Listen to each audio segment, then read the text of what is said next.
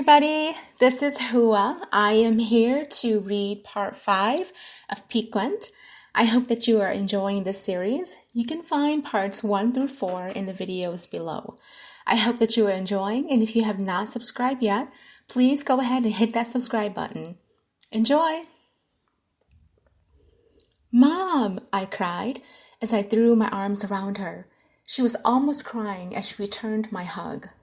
My mom, crying. This I gotta see. I pulled back enough to see tears streaming down her face. I laughed and she slapped my shoulder as she pulled me in to hug again. I helped her carry in her luggage before the butler came by to take them to the room. She took in the view of the house and turned to me with her jaw wide open. Honey, I don't know why you were complaining. This is like hitting the lottery ticket. I never complained. I said I wasn't sure. Well, being unsure is as good as complaining. It ends up with no real answers. God, this place is huge. I'll need a map to get around. Hello, Mrs. Jones, Garrison said as he came down the stairs, dressed all in black. He came to kiss her cheek before settling his arm around my waist. Thank you for having me over, she said. Your family now. Our home is your home. I'll have Mrs. Potter take you to your room. Let's have some lunch outside. The lunch that Mrs. Potter had prepared was steamed fish, roasted red potatoes, and a salad. My mother's eyes nearly dropped open when she saw the backyard view. She immediately reached out to me and steadied herself on my arm. My glorious, handsome husband noticed it and smiled silently as we took out seats at the table. I trust your flight was good, Garrison said as he poured wine for all of us. Yes, thank you. I'd never flown first class before. I began cutting up my fish. I watched as my mother very slowly and politely tried to eat without making a mess. I laughed and she caught my gaze. What? She asked. Mom, there's no need to try to be delicate with eating. Garrison doesn't eat prim and proper. Garrison smiled. Mrs. Jones, I, for one, love eating and believe one should take the pleasure to indulge as much as possible. Please, don't feel obliged to be polite in front of me when it comes to eating. Fulfill. Please, it will make me more happier. My mother let out a breath. Oh, thank the Lord. After lunch, Garrison left me and my mother while he went to pick up his father to join us for dinner. My mother had been eyeing me all afternoon long, and when we were finally alone together, she took me to the guest room she was residing in and blurted the question on her mind.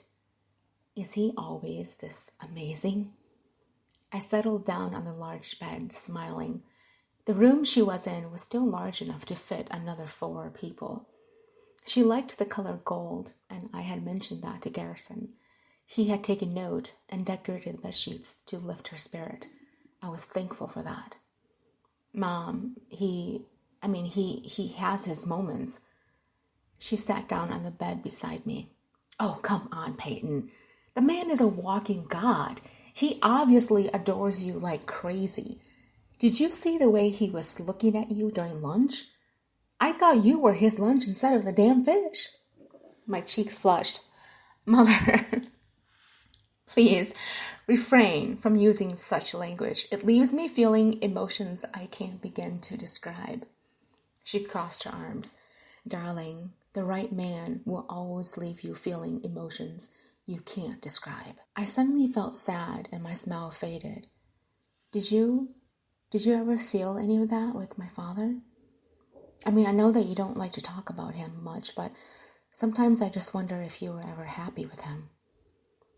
I watched as the spark from her eyes faded and regret constricted my chest. My mother had never really spoken about her relationship with my father to me. I think a part of me believed that she was afraid it would damage the relationship I had with him. I knew him as a father. She knew him as a husband. Peyton, my life with your father wasn't always bad. I have had many wonderful memories with him, and he was the first man who really made me understand what being in love was like. I loved him deeply and truly. We were good together for however long it lasted for. I don't regret my marriage to him because I have you to show for it. I hope that you remember the good times of us two, and not just when things began to turn sour. You know, your father wasn't always a bad man. He just lost sight of what he wanted, and that was me. It was never you. I want you to know that. And I want you to stop comparing all the men you meet to him.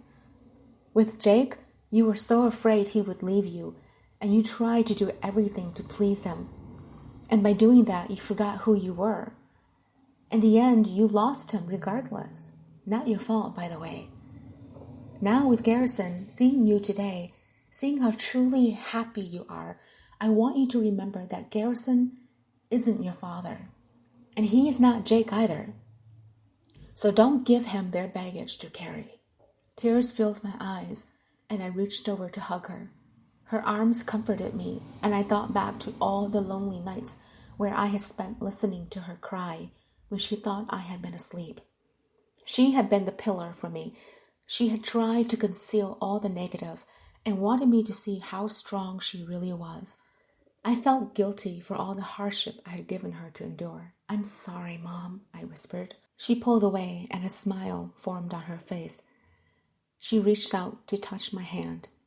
"Don't start with those sappy apologies, Peyton. You were a teenager, and you were just living life. I did it once a long time ago, too. I want you to remember that life isn't as you pictured it, but it doesn't mean that you've done something wrong. It's just that you found something else along the way. So make the most out of it." I nodded and hugged her again. "Thank you so much for being here for me. I almost thought I didn't need anyone to care for me anymore." Andrew arrived a little after 5, and amazingly, he and my mother got along quite well. She was afraid he was going to be a high and mighty white horse riding man, even though I had tried to convince her otherwise. Seeing him in person finally settled her thoughts. We spoke about the wedding, which Andrew stated that he wanted it to happen in the next 6 months. It would give us enough time to put everything together. My mother would fly back for that time being.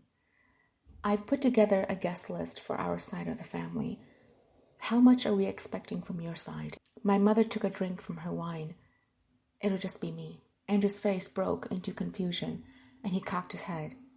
"Just you?" "Her father isn't in the picture. It's always been just the two of us." He nodded. "That's understandable. I'll be sure to have a flight arranged for you by that time."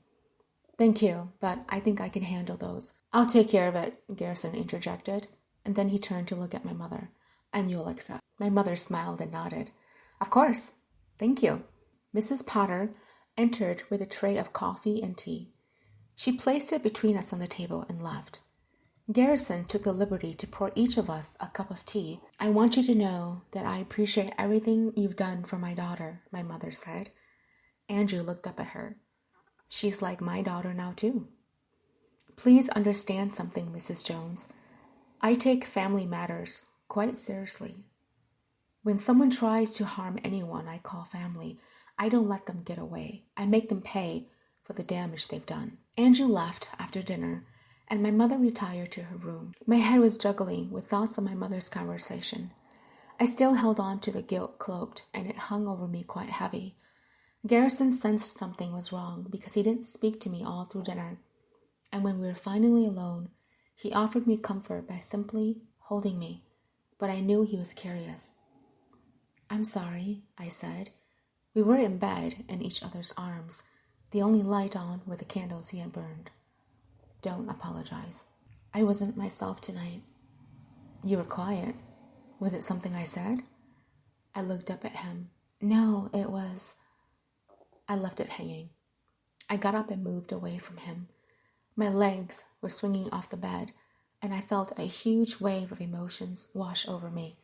Tears consumed me, and I tried to stifle my sobs. He immediately hugged me, but I stood up and moved away from him. "You won't hurt me, will you?" I asked. He moved off the bed and toward me. "I think I've been over this topic before. Tears burned my cheeks. I'm sorry. It's just a little hard to get it into my head. After seeing my father leave my mother and seeing Jake leave me, I know you said that you're not Jake, but the feeling of being left is still there. It's part of the damaged ghost in me. And this afternoon, my mother, she spoke a little about her life without my father, and I realized how horrible I've been as a daughter. He reached for me. You're not a horrible daughter. You're the most perfect person I've ever met. Why do you want me so much?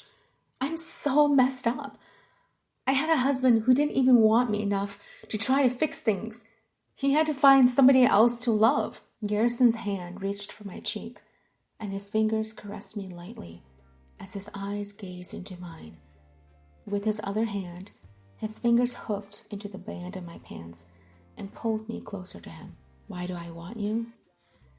I want you because for the first time in my life, I've met someone who has completely turned my world upside down. You are like no one I've ever known. You make me dizzy with your crazy smile, and I ache for the taste of your lips. I want to mark you with my scent so that you can reek of me wherever you go, so other men know that you're mine. I want you because each time I look into your eyes, the innocence still lives in you, and I yearn for that. The world is full of a lot of indecency, but one look in your eyes, and it makes everything worth living for. Why do I want you? Simply because you're built for me. His words made me tremble, and when he bent down to capture my lips, the fire inside of me exploded. My head spun and my heart pounded. God damn it, this man can kiss. He can do everything, and it made me want more. Was it even humanly possible to want more than this? I pulled away from him, breathless. He stared at me and then ran his thumb across my lower lip.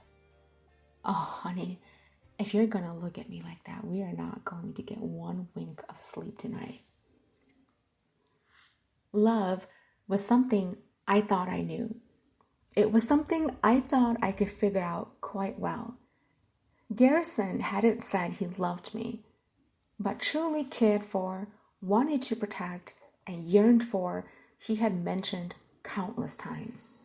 The feeling inside of me was growing, and each day that I spent with him, I was beginning to smile like an idiot. At night, in his arms, I was lost in an exotic world where I didn't want the morning to come. I woke up every day and planned the wedding with 3 different wedding planners who spoke with such thick accents I barely understood them all.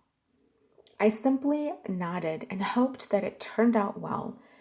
Garrison was thrown into political meetings during the morning since he was now married. My mother's visit kept me sane, and it kept me from missing my husband. But things were just about to go sour. It began on the day my mother returned to the States. I was in the limo, coming back from dropping her at the airport. Our driver, Seth, an elderly man with graying hair, was at the front seat. I was in the back, dressed in a pressed black suit, one that Garrison had picked out for me. I thought it was fitted to wear when bidding one goodbye. Garrison was already visiting with his father at his home, 30 miles from ours. I instructed Seth to drive me over. I hadn't been to Andrew's home. Garrison hadn't mentioned it, and Andrew hadn't sent an invite. So being the daughter-in-law, I thought I'd drop by to see how son and father were doing. Andrew's home was twice the size of Garrison's. It was situated on 10 acres of green, lush grass. I saw my husband's car parked in front. Seth parked the limo and opened the door for me. I thanked him and began walking up the stairs when I heard tires on the gravel. I turned in time to see a dark car pulling up. It stopped short of me and the door opened. A very beautiful woman with dark hair stepped out wearing a dark navy blue suit. She had on a pair of dark sunglasses, and her lips were painted a deep crimson. She closed the door and walked around the car, and when she reached me, she removed her aviators and looked at me from head to toe. She was an older woman with the bluest pair of eyes I'd ever seen. Her slender fingers were decorated with rings, and her nails were done in a French manicure style. She eyed me, and then she walked in without saying a word. I followed her, and the butler, an older man without any hair, dressed in a black and white number, looked at us. Who the hell was this woman? He very quietly excused himself and rushed off. A moment later, Garrison and his father appeared before us. His eyes fell on me and then went to the woman.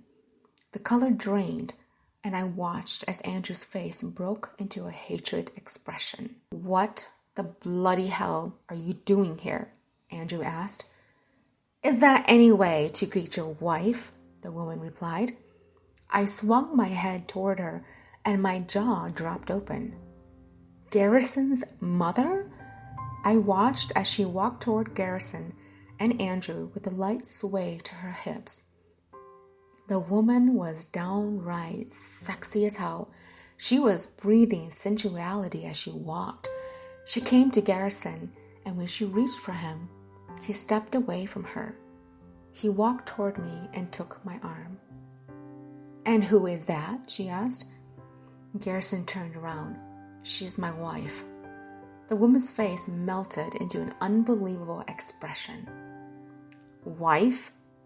That's your wife? I thought she was an exchange student your father had living here." That hurt more than I expected, and the tears pricked my eyes.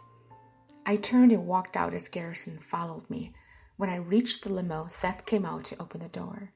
Garrison slammed the door shut and turned me around. His eyes turned dark when he saw my tears brimming. He pulled me into his arms to comfort me. "I'm sorry," he whispered. Pulling away, I looked up at him. "What is she doing here? I thought you said she left."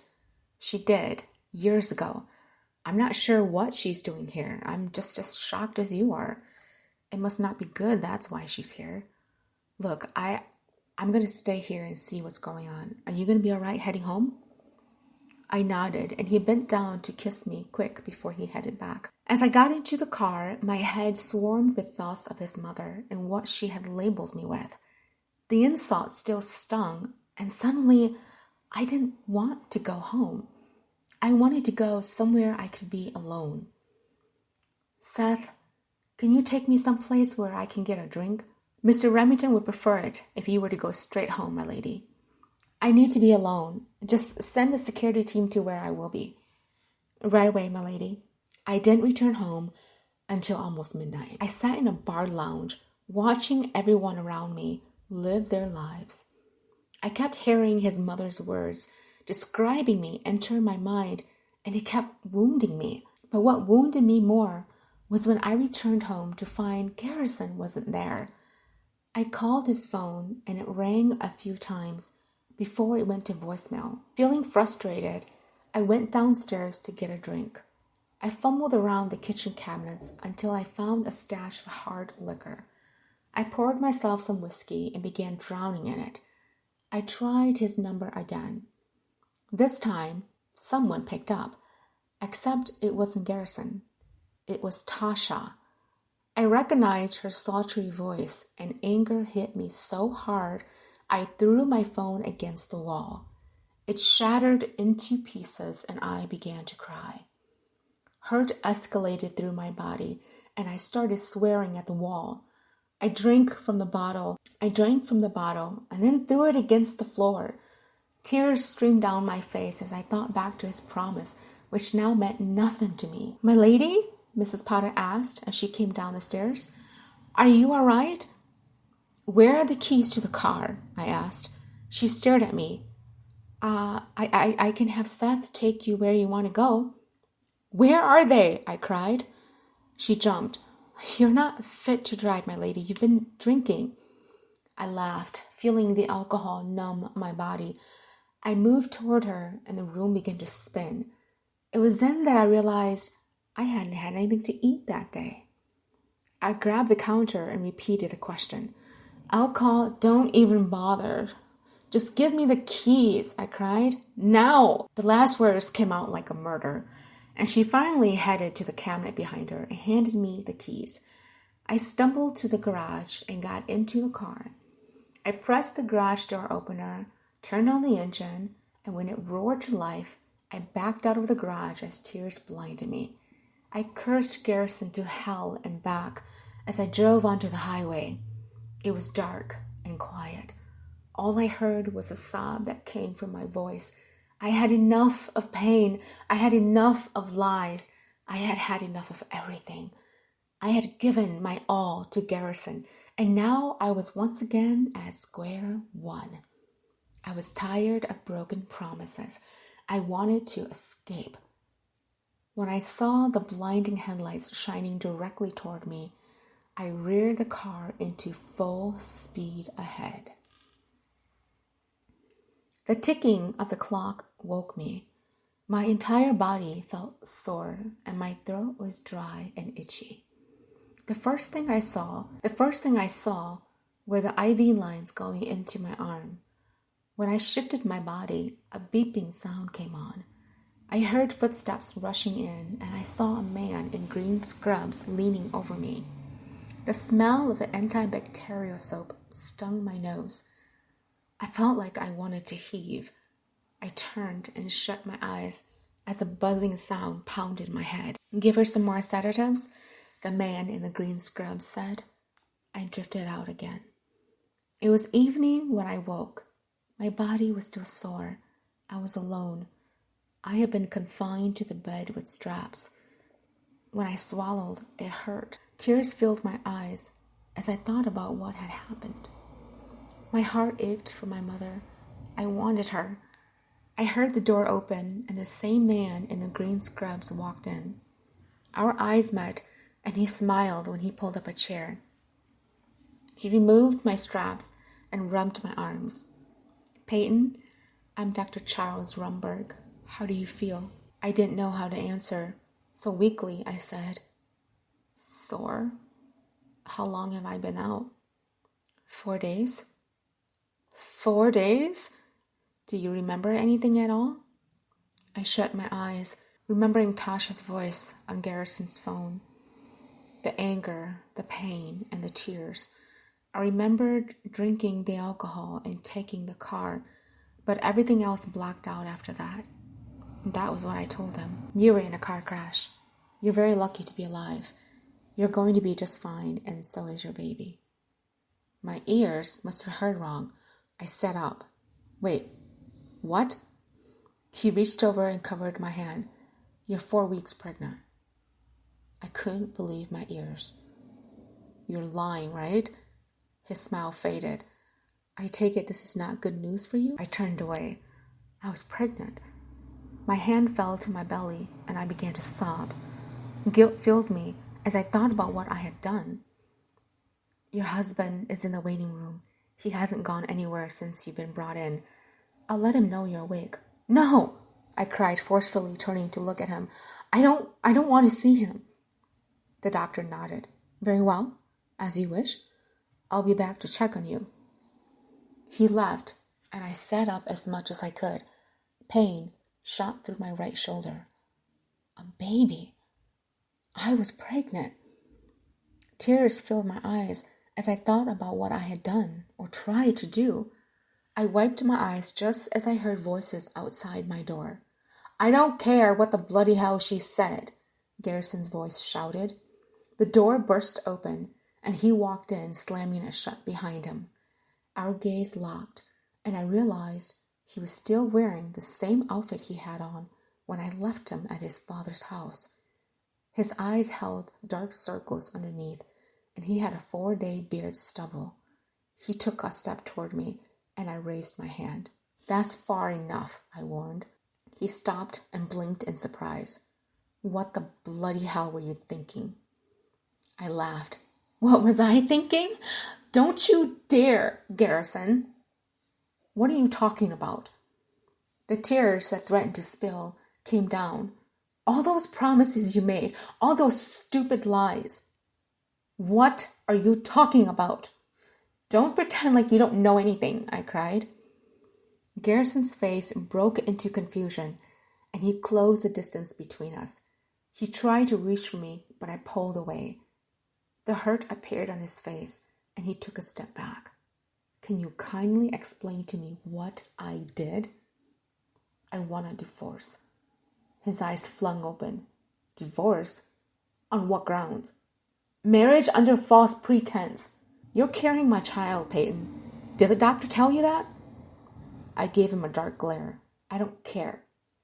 He reached for me. Don't touch me, I cried. God damn it, what the hell did I do wrong? Tears escaped down my cheeks, and I let out a shaky breath. Why did Tasha have your damn phone? He raked his fingers through his hair. What the hell are you talking about? I tried to control my breathing. I spent all day at the bar lounge in Sheldon. His eyes opened wide at the news of this. What the bloody hell were you doing in Sheldon? I needed time to think. Your mother wasn't very nice, and her words made me realize how poorly compatible we were. I needed time to think. I came back around midnight. You weren't home. I called you, and guess who picked up? Tasha. Garrison shook his head in disbelief. Sweetheart, you are mistaken so deeply. She came later that afternoon to urge my mother to make me divorce you. I'd left my phone on the table, and I was arguing with my mom. When you called, she must have saw your name and picked up to hurt you. I don't believe you. Oh, you don't? No. It's obvious this isn't going to work. The arrangement was to get my photos out of the press. They're now gone, and I want a divorce. He shook his head. You can ask all you want, darling. I'm not granting it to you. One, your womb has my child.